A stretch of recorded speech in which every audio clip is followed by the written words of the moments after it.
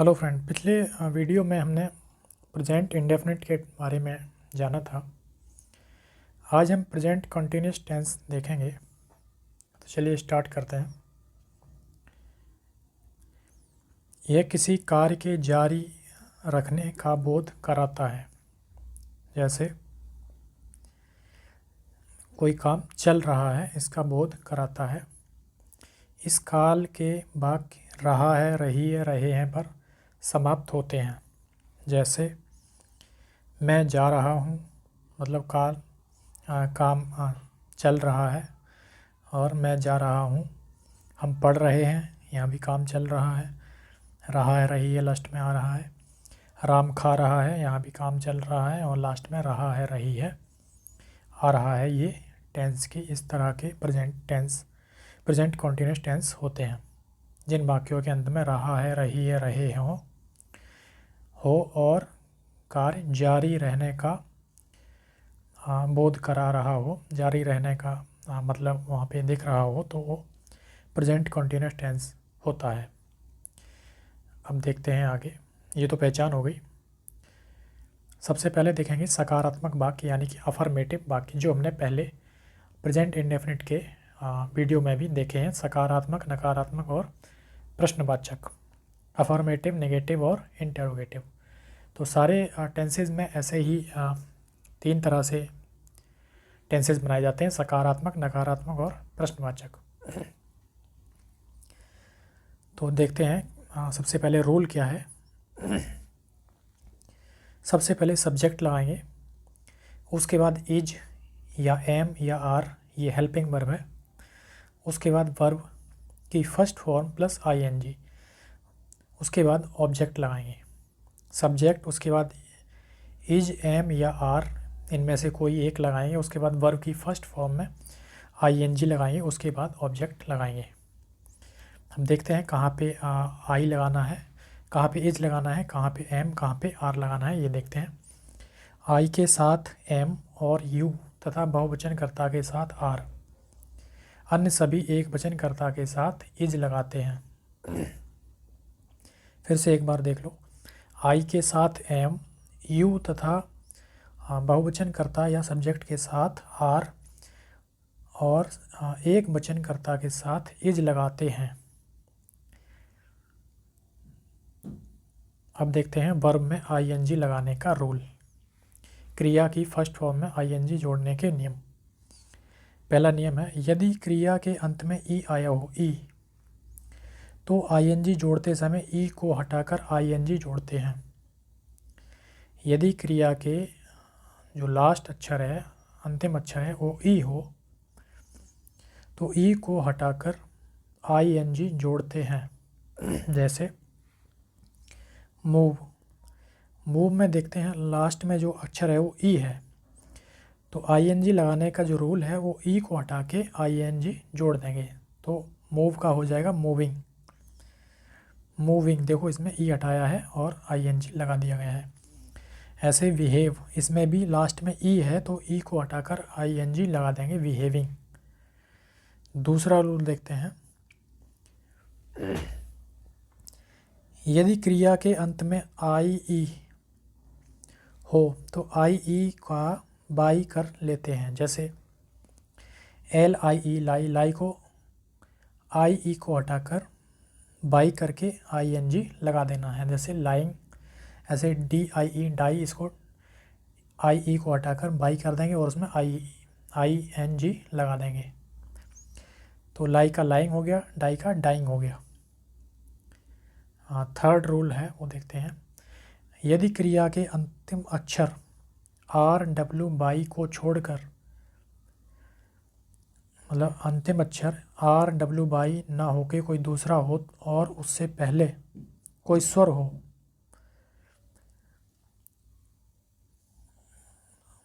यदि क्रिया के अंतिम अक्षर आर डब्ल्यू बाई को छोड़कर से पूर्व कोई स्वर हो तो अंतिम अक्षर को 2 बार रखा जाता है। जैसे अगर आर डब्ल्यू बाई को छोड़कर बाकी कोई अक्षर है और उससे पहले स्वर है,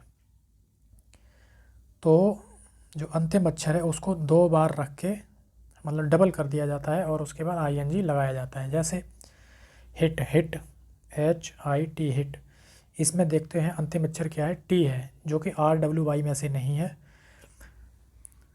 तो हम, और उससे पहले क्या है, टी से पहले है स्वर, तो हम टी को डबल कर देंगे, उसके बाद आईएनजी लगाएंगे। जैसे हिट का हो गया हिटिंग।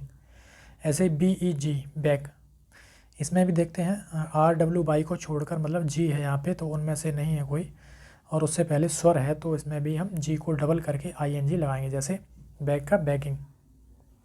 ये तो हो गए आईएनजी लगाने के नियम। इसको आप बार बार देखेंगे तो आपको याद करना नहीं होगा, वो अपने आप याद हो जाता है। अब देखते हैं टेंसेस।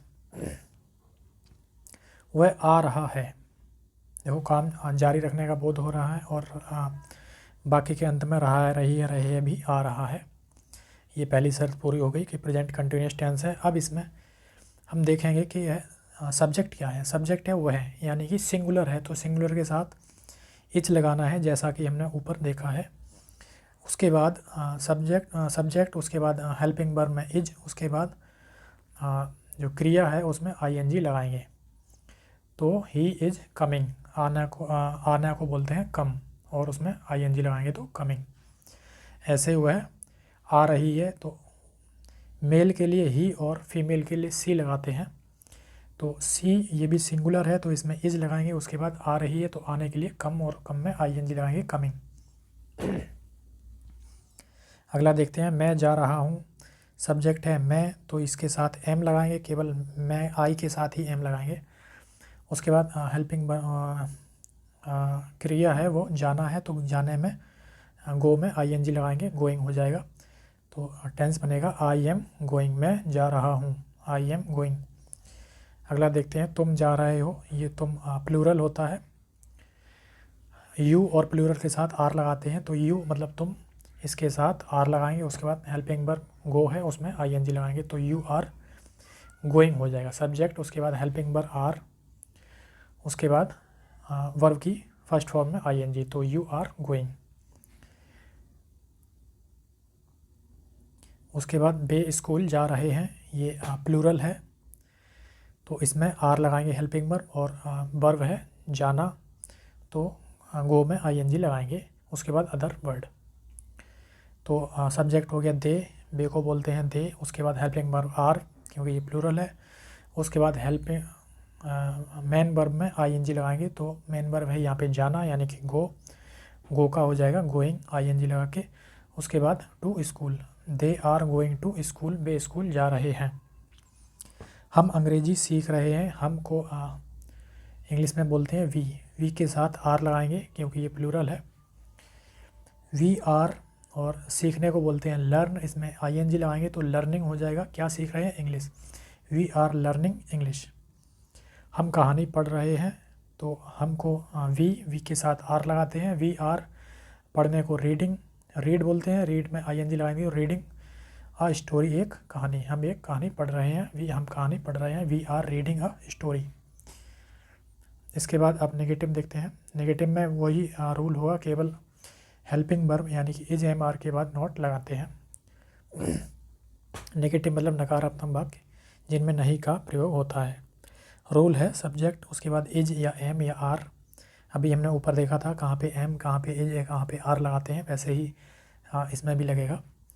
उसके बाद नॉट, उसके बाद वर्ब की फर्स्ट फॉर्म प्लस आईएनजी, और उसके बाद ऑब्जेक्ट। एग्जाम्पल देखते हैं, बेहतर समझ में आएगा। वह टीवी नहीं देख रहा है। सब्जेक्ट यहाँ पे है वह, यानी कि ही। उसके बाद ही के साथ इज लगाते हैं, उसके बाद नॉट लगाएंगे, जैसा कि हमने ऊपर रूल में देखा है। ही इज़ नॉट, उसके बाद देखने को बोलते हैं वॉच, उसमें आईएनजी लगाएंगे, वॉचिंग। उसके बाद other word television, he is not watching television, he is not watching television. Next, तुम नहीं जा रहे हो। तुम नहीं जा रहे हो, सब्जेक्ट क्या है यहाँ पे यू के साथ आर लगाते हैं, और उसके बाद नॉट लगाएंगे। उसके बाद वर्ब की फर्स्ट फॉर्म में आईएनजी लगाएंगे, तो सब्जेक्ट हो गया यू, उसके बाद आर, उसके बाद नॉट, उसके बाद जाना हो गया, जाना को आईएनजी लगाएंगे तो गोइंग हो जाएगा। यू आर नॉट गोइंग, तुम नहीं जा रहे हो, you are not going. Next example देखते हैं। बे स्कूल नहीं जा रहे हैं। तो बे को इंग्लिश में बोलते हैं दे, उसके बाद दे के साथ लगाएंगे आर, उसके बाद नॉट, उसके बाद वर्ब की फर्स्ट फॉर्म में आईएनजी, उसके बाद to school. They are not going to school, they are not going to school.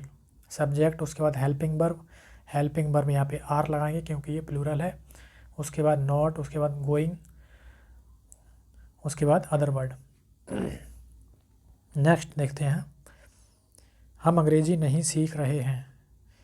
हम की इंग्लिश हो गई वी, उसके बाद हेल्पिंग वर्ब लगाएंगे इज, एम या आर, तो यहाँ पे आर लगाएंगे क्योंकि हम प्लूरल। उसके बाद नॉट, उसके बाद लर्न मतलब सीखना, उसमें आईएनजी लगाएंगे, लर्निंग हो जाएगा, उसके बाद English other word. We are not learning English, we are not learning English. Next देखते हैं। हम कहानी नहीं पढ़ रहे हैं। We are not reading a story, we are not reading a story. आप इसी वीडियो को कई बार देखेंगे तो आपको समझ में आ जाएगा, कुछ भी याद करना नहीं होता है, सारा अपने आप दिमाग में स्टोर हो जाता है, केवल आपको प्रैक्टिस करने की ज़रूरत है। अब देखते हैं इंटेरोगेटिव सेंटेंसेस यानी कि प्रश्नवाचक वाक्य। सबसे पहले WH जो हमने प्रेजेंट इंडेफिनिट के बारे में टेंस वीडियो में देखा था कि कब लगाना है कब नहीं लगाना है, वही रूल सारे टेंसेस में होगा। यहाँ भी फिर भी हम एक बार जैसे बताएंगे।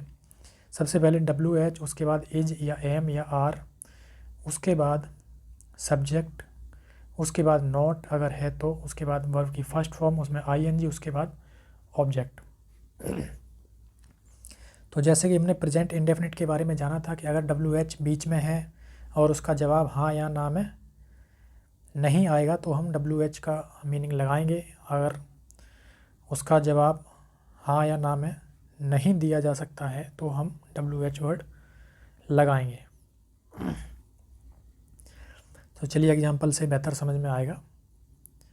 इज एम आर कहाँ लगाना है ये अभी हमने ऊपर देखा है। तो क्या मैं अंगूर खा रहा हूँ, क्या मैं अंगूर खा रहा हूँ। तो जो हमारी जो पहली शर्त है इसमें कि एक तो शुरुआत में ही WH वर्ड आ रहा है यानी कि प्रश्नवाचक शब्द आ रहा है और इसका जवाब भी हम हाँ या ना में दे सकते हैं। तो यहाँ पे हम WH वर्ड की इंग्लिश नहीं लगाएंगे, हम यहाँ पे हेल्पिंग वर्ब से शुरुआत करेंगे यानी कि इज, एम या आर से। अब हमें ये देखना है कि यहाँ पे इज लगाना है या आर लगाना है या एम लगाना है। तो आई के साथ हम एम लगाते हैं, तो शुरुआत करेंगे एम, उसके बाद सब्जेक्ट आई, उसके बाद वर्ब में आईएनजी लगाएंगे। तो वर्ब है यहाँ पे खाना, ईट, ईट में हो जाएगा आईएनजी लगा के ईटिंग। उसके बाद क्या नहीं खा रहा हूँ या क्या खा रहा हूँ, ग्रेप्स, क्या मैं अंगूर खा रहा हूँ तो एम आई ईटिंग ग्रेप्स, एम आई ईटिंग ग्रेप्स। अगला देखते हैं। क्या मैं खेल रहा हूँ, यहाँ पे भी वैसे ही है, सब शुरुआत में प्रश्नवाचक शब्द आ रहा है और उसका भी जवाब भी हाँ या ना में मिल सकता है। तो यहाँ पर भी हम क्या की अंग्रेजी क्या की नहीं लगाएंगे और इज, एम, आर या हेल्पिंग वर्ब से शुरू करेंगे। तो यहाँ पे भी सब्जेक्ट आई है, आई के साथ एम लगाते हैं तो एम आई प्लेइंग, क्या मैं खेल रहा हूँ, एम आई प्लेइंग। नेक्स्ट देखते हैं। क्या वह स्नान कर रहा है। यहाँ पे भी जो प्रश्नवाचक शब्द है वो शुरुआत में है और इसका जवाब हाँ या ना में दिया जा सकता है। तो इसमें भी प्रश्नवाचक वाक्य की अंग्रेजी नहीं लगाएंगे, हेल्पिंग वर्ब से शुरुआत करेंगे। तो अब हमें देखना है कि हेल्पिंग वर्ब क्या रखना है। तो ही के साथ इज लगाते हैं, ही एक सिंगुलर सब्जेक्ट है तो इज ही, उसके बाद वर्ब की फर्स्ट फॉर्म में आईएनजी, तो वाथ होता है नहाना, उसके बाद उसमें आईएनजी वाथिंग हो जाएगा, इज ही वाथिंग। नेक्स्ट देखते हैं। क्या हुआ है, खाना पका रही है। तो यहाँ पे भी हाँ या ना में जवाब दिया जा सकता है और प्रश्नवाचक वाक्य पहले ही है, तो इसको भी हम प्रश्नवाचक वाक्य की अंग्रेजी यहाँ पर भी नहीं लगाएंगे, हेल्पिंग वर्ब से शुरुआत करेंगे। तो हेल्पिंग वर्ब लगाएंगे इज क्योंकि सी है, सी के साथ इज लगाएंगे क्योंकि सी एक सिंगुलर सब्जेक्ट है। तो इज सी, उसके बाद वर्ब है कुक यानी पकाना, उसमें आईएनजी लगाएंगे तो कुकिंग, क्या वह खाना पका रही है? Is she cooking, is she cooking. Next देखते हैं, क्या वह अपना गृह कार्य कर रहा है? यहाँ पे भी शुरुआत में प्रश्नवाचक शब्द है और उसका जवाब भी हाँ या ना में दिया जा सकता है, तो इसमें हम प्रश्नवाचक वाक्य की अंग्रेजी नहीं लगाएंगे, केवल हेल्पिंग वर्ब से वाक्य की शुरुआत करेंगे। तो ही ये सिंगुलर सब्जेक्ट है, तो इससे पहले हम इज लगाएंगे, इज ही। उसके बाद करने को डू बोलते हैं, डू में आईएनजी लगाएंगे, डूइंग हो जाएगा।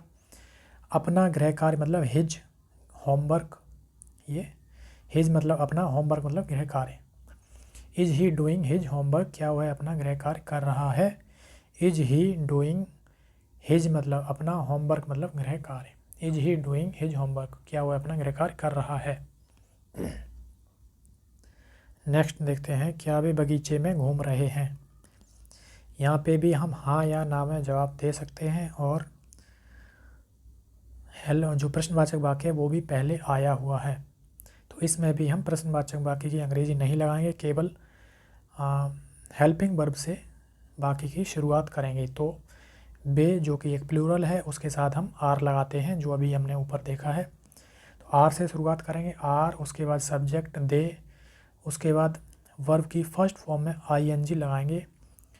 घूमने को वॉक बोलते हैं, वॉक, उसमें आईएनजी लगाएंगे, वॉकिंग हो जाएगा। कहाँ पे? इन द गार्डन, बगीचे में।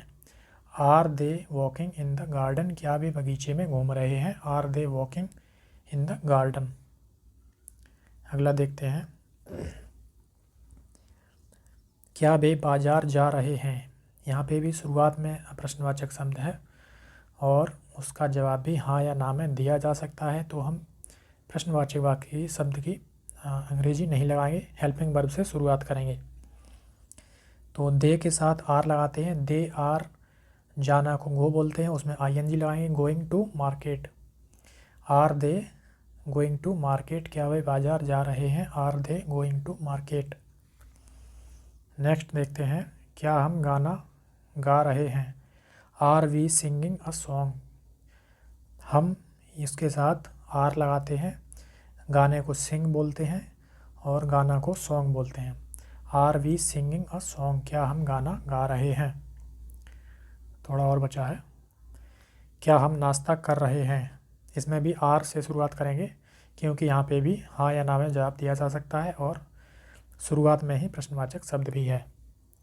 तो are we taking breakfast, take मतलब लेना या करना, ब्रेकफास्ट मतलब नाश्ता। आर वी टेकिंग ब्रेकफास्ट, क्या हम नाश्ता कर रहे हैं? Are we taking breakfast.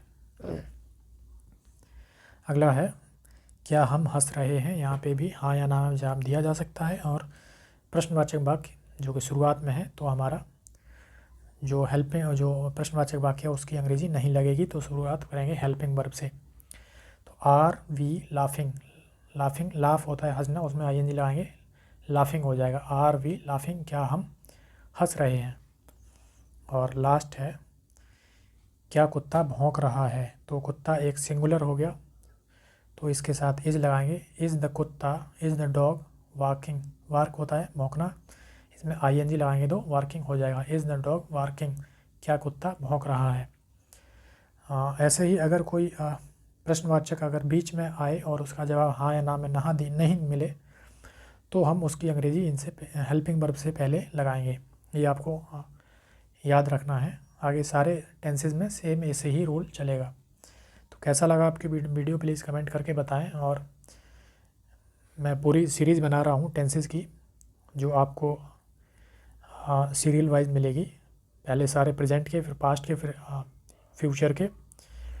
ये दूसरा वीडियो था, तो कैसा लगा आपको वीडियो, प्लीज़ कमेंट करके बताएं।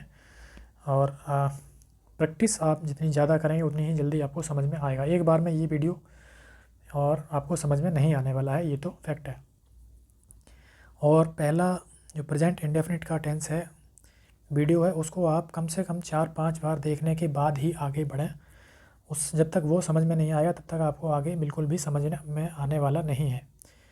तो प्लीज़ सबसे पहले प्रेजेंट इंडेफिनिट को ही आप क्लियर करें कि वही रूल सारे सब्जेक्ट में, सारे ऑल इंग्लिश में सारे रूल वही चलते हैं जो प्रेजेंट इंडेफिनिट में होते हैं।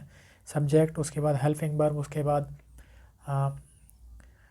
वर्ब, उसके बाद जो भी ऑब्जेक्ट अदर वर्ड हो, तो सब में सेम ही रहता है। तो सबसे पहले आप जो नींव है, जो शुरुआत है प्रेजेंट इंडेफिनिट की, उसको आप कंप्लीट करें। तो कैसा लगा आपकी वीडियो प्लीज़ कमेंट करके बताएं, और अगर आपको पसंद आया, कुछ समझ में आया है तो प्लीज़ लाइक करें और हमारे चैनल को भी सब्सक्राइब करें। Thank you for watching.